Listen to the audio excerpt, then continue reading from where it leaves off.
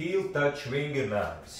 Apguļamies uz muguras, kājas saliekas celīšos, atrauju plecus un lāpstiņas nedaudz no zemes, skatiens iet cauri kājām. Rokas gar sāniem atrauc no zemes, pilnīgi taisnas, ja?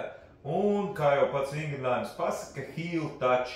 Cenšamies pieskarties katrā sāniņā pie papēdīša. Kas ir svarīgi, necenšamies tik daudz kustēties varbūt rociņos un pleciņos, bet vairāk šeit sānu daļā slidinamies no viena puses līdz otrai. It kā vingrinājums kā tāds saka heel touch, bet mērķis vajadzētu būt pēdas pirkstu gali, lai mēs izdarām pilnu kustības rādījusu.